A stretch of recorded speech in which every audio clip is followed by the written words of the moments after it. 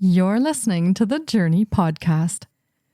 Ready to delve into the realm where creativity becomes a conduit of healing, offering balance and renewal amidst life's challenges? Stay tuned for today's episode. Hi, I'm Petra Brunbauer, and with decades of experience with sadness, pain, anxiety, and stress, I finally figured out how to leave all that behind. And this podcast shows you how to break free permanently so you can reclaim your sanity and find the self-esteem and energy to go after the life you desire. With real talk about mental health, holistic healing, and the tough journey of coming out the other end. This is the Journey Podcast. Welcome to today's episode.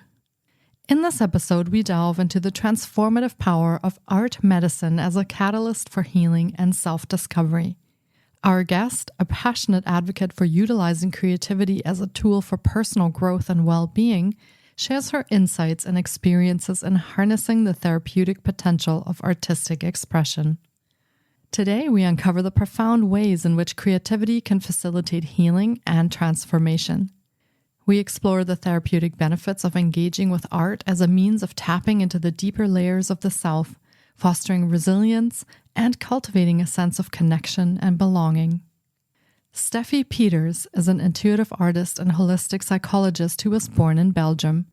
As for feeling connected with others in the world, she struggled quite a bit. Even though she didn't really show it openly, she dealt with a lot of health challenges. Before the age of 18, she decided to embark on a healing journey. As part of her study in clinical psychology, she did her internship in Bolivia. It was her first time overseas. In 2013, she decided to go on a solo journey to Latin America and Africa. Her healing journey deepened, and her heart and soul slowly but surely started to take center stage again. It wasn't until later, when she went through a challenging period that guided her to turn even more towards her inner self, that she started to paint from her intuition. In her professional life, Steffi combines psychology with alternative therapy modalities, using art therapy, EFT tapping, compassionate listening, energy work, and constellations. She also makes intuitive art that arises in flow and soul paintings. Steffi emigrated to Peru in April 2021, following her heart and soul's calling to live a life that feels more aligned with her essence. She now lives a more simple and slower life, close to nature with a stronger sense of community and belonging. Here is my interview with Steffi Pieters.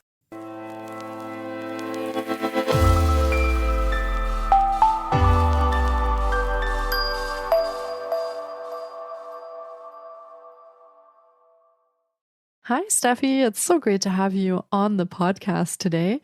I've been looking forward to getting to chat with you because healing through art medicine is such a fantastic topic for today's conversation. Welcome to the podcast. Thank you so much for having me. I'm excited to be here. Yeah, it's my pleasure. Actually, I don't think we have spoken about art medicine before on the podcast, so this will be a new one, and I'm really looking forward to it. So for starters, do you want to share a little bit about yourself and what you do and kind of how you came to do what you do today? Well, it's a very long story, but for now, in a nutshell, I was born in Belgium, and I've always been a very sensitive person. So I've come, across a number of challenges, health-wise. And yeah, I guess this led me to dive deeper into myself and kind of discover what is there, what is asking for my attention, what needs healing, what needs a little bit of adjusting, perhaps. Yeah, that is how slowly but surely I started to walk the healing path. And yeah, that came at some point also with intuitive art, art as a healing tool and as medicine, which is exactly what we'll be talking about here today. Yeah, so right now I live in Peru. So I was born in Belgium, but I moved to Peru. This was in April 2021. And this was actually also a decision that I made, to be more true to myself, closer to myself, and really allow my sensitive being to be as it is. Wow, thank you for sharing that. And that's a big move from Belgium all the way to Peru. So a big change in your life. And do you feel that has helped you mentally, physically, in your well-being journey? Has that move made a difference for you? Definitely. I was already on healing journey, but I felt like this was like a very big step that I needed to really embark on, I don't know, maybe like the next chapter of the journey. So it's helped me a lot in the sense that, I live a simpler life, yeah, it feels a little bit more slow, a little bit more close to my heart, I feel more me. That's good. Yeah, that's wonderful. Now, I'm curious when you talk about art therapy and art medicine, we think maybe about just kind of painting some things, or some listeners might actually be worried because they're not very good at painting anything. So, how does art therapy and art medicine work? What is it in essence? Well, the beauty of it is that it's not about doing it right or doing it a certain way. And that is where the medicine. So I say medicine because, I mean, we all know, medicine, we've all taken, like maybe a pill at some point or whatever, but like the medicine that is within us is so incredibly powerful. And as we connect with that through our own creativity, and that doesn't mean like, you have to be good at painting or drawing or writing or dancing or playing music or whatever. It's more about the essence of who you are, your source of creation, your ability to express, to create. And that's, within all of us. So that's why it's when we connect with that, that's what becomes medicine, because we deepen the connection with ourselves. So that's why I call it like medicine. And yeah, that's what in art therapy, obviously within that context, we connect a lot with that. And that is actually the therapy, us connecting through with our creativity, moving forward through that. I like the fact that we don't have to be proficient at it, because it might be difficult for some individuals to just start expressing themselves at a basic level, because it might not be something they have done in a very long time. Maybe they haven't had their own permission or even someone else's permission to be themselves. So that is a very, very interesting thought. And when you incorporate art medicine in your work or your work with clients, how is that related to the client's healing or their healing journey? How can that help them on this journey? Yeah, so I feel that, we all have the answers within us. It just sometimes takes perhaps being guided into, how to connect with oneself on a deeper level. And I know that can be very scary to people, but in fact, it's actually very natural. It's a very natural, organic thing to connect with ourselves and to see how much beauty is there, how much expansion, and also healing. So healing for me, it's referring to perhaps experiences that we've had that have been difficult or even traumatic, that have not yet, integrated into the whole, being that we are. Because sometimes it's very, can be very confrontational to look at certain things, or we don't feel safe to do so. However, when we create that bridge, when we create a safe space full of compassion, full of, slowness, because it requires a very respectful, slow rhythm where nothing is, obliged to be like in a certain way, or like there's expectations, a lot of mental energy, but it's more like everything is okay and it can exist. That very much empowers us, to connect with ourselves and find healing.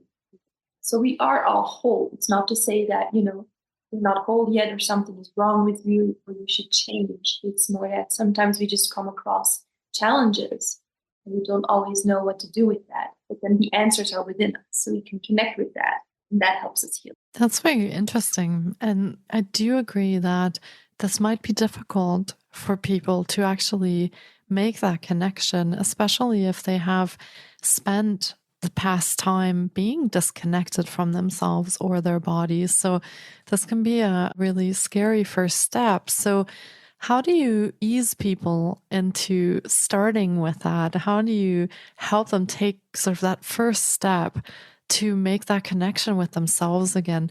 Is there anything that they can practice or they can start with to make that a little less scary? Mm, yeah, I think, well, first of all, I believe we all have free will. So, like everybody is in their full right to say, I'm engaging with this therapy or not. Okay, so that's where it starts. Usually when people want a session, it's because something is off or something isn't feeling great in their lives, or they feel like they're not moving forward or whatever. So there is like a kind of desire, or there's a question or something that makes them take that initiative. However, I would say what is very important for you to do is, I mean, in general, for us to do, is to kind of learn how to have some confidence, perhaps, like what is it like to express yourself, and then it might feel much safer to do so with a good friend or something, or a family member, so you can start there. You don't have to make it complicated or very challenging. You can kind of start there and see where it takes you. But I do feel that if at some point one chooses to go in any kind of therapy, the connection with a therapist is very important. Of course, at the start, at the beginning, you don't know the person, which makes it also a bit like, whoa. But I think usually you will feel who is the right person for you, because you will feel kind of calm when you interact with them, or you will have like a sense of safety or confidence or something like this. For me personally, I also, I try to be as open as possible about my services and about my personal journey, so that people also feel that, oh, I'm going to connect with another human being. I think that's also important, not to have the feeling that you're, it's this professional that masters like life or whatever. That is not the case, at the very least for me. And I think, in general, all. Yeah. And you obviously incorporated art therapy and art medicine in your own healing journey. And how did that change things for you? What kind of changes did you notice in your life, in your mental, physical health? How did you integrate that, and what happened for you? Yeah, so obviously I'm offering all this and talking about it because, it has helped me, and because at some point I discovered it for myself. So yeah, let's see. I think it was back in, yes, 2017, more or less, 16, 17, when I painted for the first time. And this was not something that I had per se like grown up with. I mean, when we're toddlers, whatever, make us draw and paint a little bit and stuff like this. But ever since, I had not done any art in that way. And so I remember like it felt like something I just had to do at some point. I knew like I need painting tools. I did not know why, but I did know like something was nudging me towards that. So I just started to kind of, I don't know, just use brushes and paint and do whatever, really, because I had no technique whatsoever. I hadn't studied art. That's why I know when I can really say from my heart, like no one needs experience or expertise or whatever. It's really completely unnecessary. Yeah, and I noticed because that time I was struggling a lot, health wise. And this really like sparked something in me. And now I understand that this was my creative spark, my life force almost, that was getting space again. And yeah, that was actually a point of transformation, because I could, for the first time through my art or whatever I was creating, like I could see me.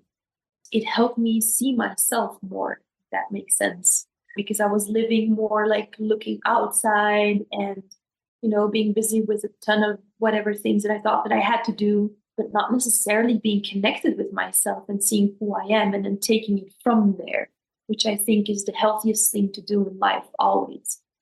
And so, yeah, that's kind of how that progressed. I kind of, deepened my art. I allow myself to explore.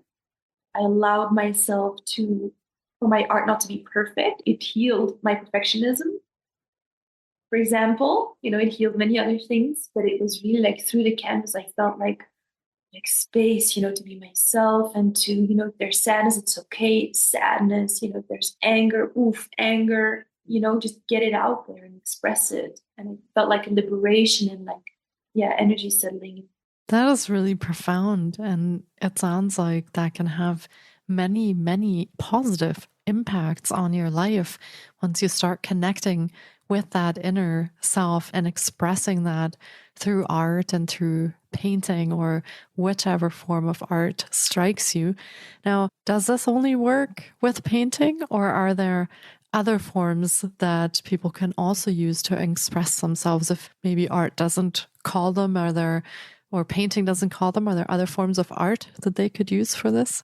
Absolutely, absolutely. Because when I speak about art, it's more about the essence of creativity, which means to create whatever that is. It can be origami, it can be music, it can be like sculpting.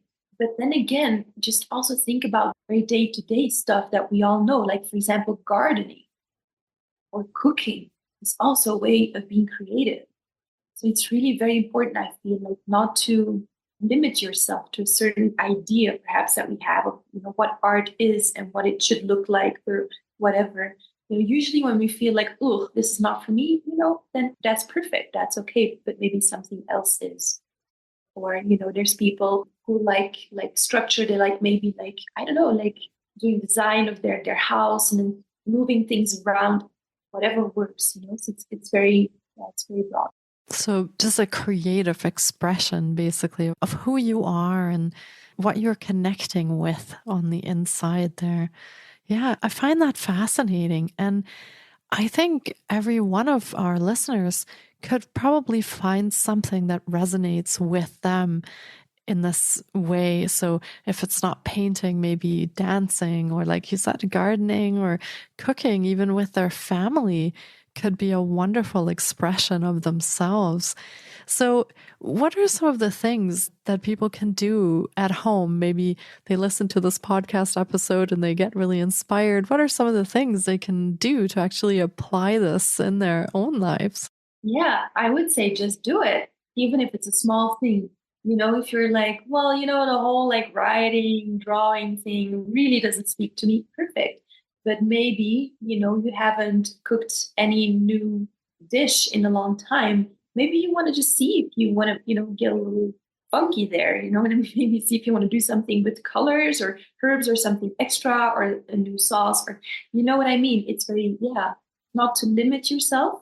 And also, if it's hard for people to feel like, what do I really connect with, or what kind of creativity is really for me, what usually helps is to go back to your childhood and to think, what was it that I enjoyed doing back then? Because that's usually your key. Because, as children, we're not worried about, oh, what does this look like? Is this okay? We just, we're so innocent and free. We just do what we want to do. So that's usually your key, like, oh, there's something in that makes you feel good, or, yeah, it can even be like website design or something like this. It's really very, yeah, for people who are more, maybe a little bit more like, virtually, whatever, interested or talented. It's not me, but, maybe other people are. So yeah, that's also an option. Yeah, I love that. Going back to childhood, because I think some people I speak to, they tell me, oh, I'm not creative. I can't really do anything. I don't like art. I'm not creative. But that's a great idea, going back to your childhood and seeing because back then you didn't really think about what was right or wrong or proper or improper. You just did what came out. So, yeah, that's a fantastic idea. So, I would definitely encourage our listeners to try something maybe that they haven't done in a long time. Let that inner child out, come to play, and do something that puts a smile on your face. Do something creative. And yeah, if that's creating a new dish, painting something, or just dancing to some music that you really enjoy, really connect with that inner self and see what that does for you in your life. Now, when you work with clients on this, do you have sort of a plan for them, or do you just go step by step, then you figure this out? Or what is the goal of this art medicine for your clients then? Yeah, so it depends a lot on them. Why? Because I work with what people can bring to the table. So I feel like I'm not here to tell people, what they should or shouldn't change about their lives. I'm here to guide people, to assist people, and to respect them in their process, whatever that is. So it's important for people to kind of come with something that they want to work on, even if that something is, I have no idea what I'm doing with my life. That is super valid. You know what I mean? And so that's what we start when we kind of look at what is the so-called issue here. Maybe challenge is a better word. What is a challenge? And then we look at what form, what therapy form will work best for them. That has to do with what, on the one hand, what they want to work on. And on the other hand, it has to do with what they're open to, because no one should be forced to, to do some kind of art therapy that they don't want to do. That's not why I'm here. I do invite people to kind of maybe try new things, but the purpose is always to work on their objective, their goal. So yeah, I feel like, every session is also very different. And, we can look at, like, for example, we start off with 4 sessions and then we evaluate and we see how things go. People always also give them like tips, things to do in between, like options for them to also empower themselves in between sessions and then bring that back to the therapy. So there's a kind of continuous flow of, therapy going on, but within obviously their daily lives, very structured and respectful also of their time and obviously. And yeah, but then sometimes it also happens that people with one session, they have like this aha moment because they reconnect with their inner source of creativity, expression, wisdom, and healing. And then, they're good to go. That also happens, so it can take many forms according to what someone. Yeah.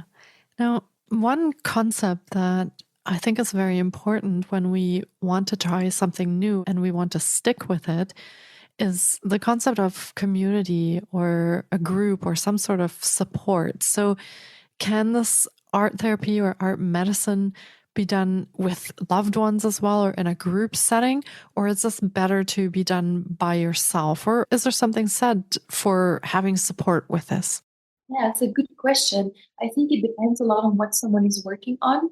It could be, for example, let's say that someone is lacking or experiences a lack of connection with their family members or with their kids or something like this, then I will very much encourage them to do like an activity with the kids and, something like this, for example, plus kids, they love this kind of stuff, they don't like talking too much. Like, really, do we have to talk? They're really like, let's do something.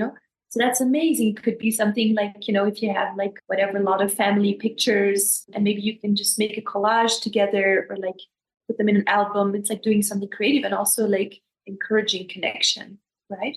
But then someone, for example, let's say that a woman is working on some trauma. Okay, trauma is to be taken care of with a lot of delicacy, a lot of respect. It might be better for her to kind of focus on her journey, maybe not to share too much for now about this, as long as she doesn't feel safe to do so. On the other hand, maybe she has like friend circle where there's this other person who's working on maybe similar things, then it might be nice to see like, oh, maybe at some point we can kind of get together and, we can get creative and inventive about that. But it very much depends. And then obviously there's also group workshops, which are also very much fun. And then people can also learn from each other. Yeah. Now, you mentioned that some people might want to work on trauma with this. How does that affect people if they have had trauma in their lives or very challenging experiences? Does the art medicine or the form of expressing yourself, can that bring up some of the previous memories or experiences? Can that cause any difficulties for the people working on this? Yeah, so what I feel is that since art medicine comes from within us, it's kind of our own inner world guiding us. And we will never be confronted with something that is too big to look at in that moment. Also, because of the rhythm that we respect in the sessions, I wouldn't really say that it can cause difficulty. It might bring up some things, but then again, like the art medicine also helps to kind of process them and move through them. Also make sure that there's, good follow up and stuff like this. But we never like dive in like, in an aggressive way because, that's just not okay, It's also just not what people need when they have deep experiences, like traumatic experiences, right? But I think art medicine is a very beautiful, soft and clear way to also go towards the trauma in a safe way and to also allow it to be seen and heard, in a compassionate way. Because part of trauma is that, we feel so overwhelmed by an experience that develops the sense of trauma within the body and the whole system. And so to allow this to be seen, heard, acknowledged is also very key. So that's kind of how that moves into each other. Yeah. Yeah, that's very interesting. It does sound like a very accessible and even gentle way to start healing some of the trauma that people might be carrying with them and that might be impacting them from a long time ago. And they have not been able to work with that or release it. So that sounds really great. Now, when you work with your clients in this setting, what kind of programs and services do you offer for them, and how could they work with you if they are thinking about that now that they've listened to the episode and they might be inspired by that? How could they work with you? Well, if anyone feels inclined to do so, they can come to Peru because I work here live as well, but in person, I mean. But I also offer online sessions, which are one-on-one sessions, or if people prefer, it can also be a group workshop. So that's like the virtual part of it, which may sound a bit weird to people, but it actually also works. The only difference is that one would have to, the people who participate or clients would have to get their own art materials. But, depending on what we're working on, it can be as simple as paper and a pen and some, something to color with or whatever. So that's the only difference. And yes, it's the one-on-one sessions, either here in person or also online, the groups rituals. And the other thing is I also offer art. So intuitive art, I offer soul paintings for people, soul drawings. So that is also something that can be ordered online via my website. That's also obviously something that can be shipped. Yeah, that's basically it. Amazing. Thank you for sharing that. And maybe that would be a really nice vacation trip, is to visit you in Peru and have an art session with you. So that is something to think about for our listeners. And Steffi also has her own podcast called the Vulnerability Podcast, and you can listen in from your favorite podcast provider. And we will be linking to all of Steffi's offerings in the show notes as well. So be sure to check there how you can reach her in Peru or online if you'd like to work with her in a group setting, one-on-one, or if you'd like to purchase some of her art and have that shipped to you directly. You can find all of that information in the show notes. Well, this has been another incredible episode, and I really hope our listeners have enjoyed our journey into healing through art medicine as much as I have. This has been such a wonderful conversation, and thank you so much for joining me today and sharing your wisdom with us. Thank you so much. It was so lovely to share with you all. Yeah, thank you. It was my pleasure, and hopefully there'll be a lot of listeners coming to visit you in Peru for the art sessions. That would be wonderful. Thank you so much, Steffi, and take care. Thank you too. Bye. Thank you so much for taking time out of your day to listen in. If you enjoy the Journey podcast, please support us by subscribing, sharing on social media, and leaving us a review. We appreciate you. And you can find more of The Journey on Facebook, Instagram, TikTok, and our website, thejourney.com.